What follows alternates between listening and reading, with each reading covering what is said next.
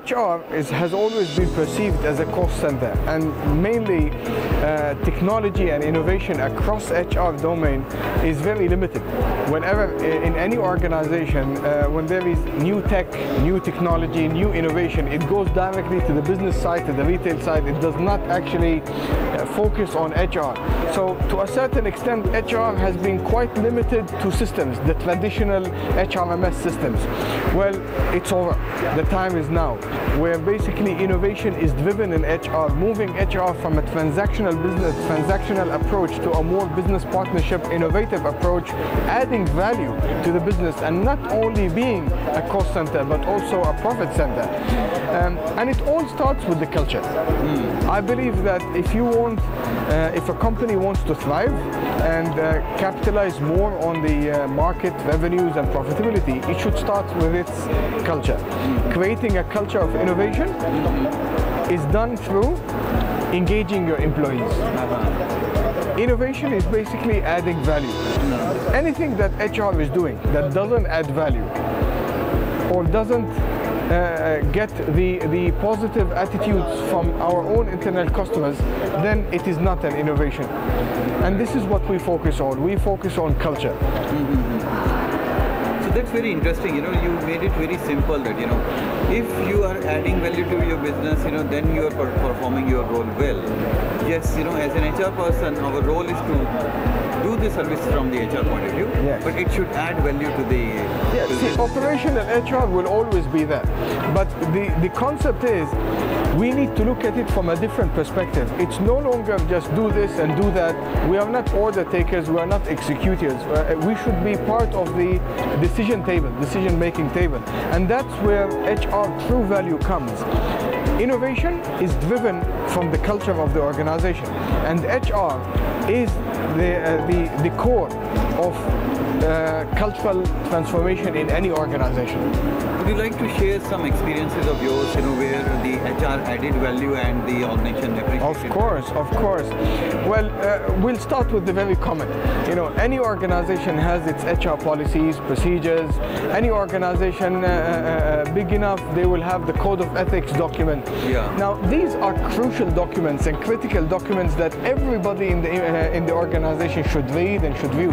Yet, as simple as those documents might sound, people don't read them. So that brings us to the same comment which I've mentioned earlier. What is the point of having a document issued, devised, published by HR if that document or that deliverable is not adding value? Yeah. So one of the things we did in Union National Bank, we've animated those. We no longer have a traditional HR document. We no longer have the boring, thick SOPs document. We have something which is called digitalization of those. So the outcome basically is rich media videos and multimedias, comics, procedures. So instead of an employee asking what to do if I have an XYZ, we don't tell that employee go to the public folder, download the standard operating procedures and that boring manual. It's now in a form of comic books, or it's in a form of a video library. Oh, wow. And that is the kind of innovation. Very interesting. And the beauty with innovation, it's not reinventing the wheel. It is using existing technologies, but in a different way that adds value. And that's exactly our focus. And it's HR comic books, HR procedures comic books. So imagine the dull, boring document is now into an engaging comics document that is available to all in a very user-friendly manner and very interesting, entertaining one. So you're working with bank, and one of the role of the bank is to provide service to the customers. Yes.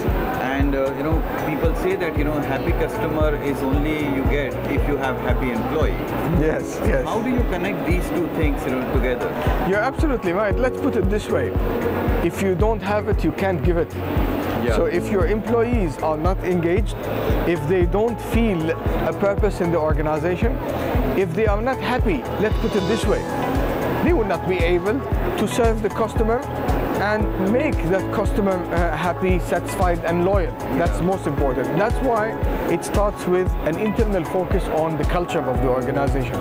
In UNB, for instance, we have focused on our people, and as the tagline of our bank, it's the bank that cares. Oh, okay. So it's not only that we care about the customers, we care about our employees, because we are a true believer that driving our culture, focusing on employees, will definitely yield better results in terms of customer satisfaction, customer loyalty, and at the end of the day, profitability.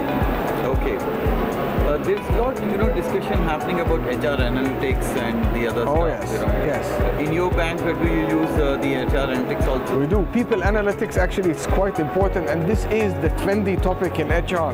Matter of fact, people analytics now is shifting the direction and the focus of HR from an individual to teams. Because if you happen to notice, in so many organizations worldwide, HR is mainly focused on individual performance. Yeah. HR is not focused on team performance. Yes. This is where people analytics fits in. We are moving away from an individual's performance into an overall team's performance. Oh, very good. And yes, through the certain use of technologies, people analytics is really adding value to the business, and this is what's contributing to HR's value addition, moving away from the transactional approach to a more of a business partnership approach, understanding the business, understanding how they could add value to the business, and contributing to the profitability of the firm. I mean, if you look at it, the typical basic definition of an organization, it's a group of people who get together to do something. Yeah. It's not one person, or it's not silos of people. Correct. Therefore, the trend in shifting HR's mindset away from the individual's performance and individual's focus towards a people team-oriented focus, this contributes to this value addition. Don't enter HR only for the sake of education, because dealing with people is extremely a challenging function. Now HR is also focusing on technology, so it's now two difficult domains in one function, that is people and technology. So if they are about to enter this, or if they decide to enter and specialize in HR, they have to, number one, believe in it, have passion, and take it seriously.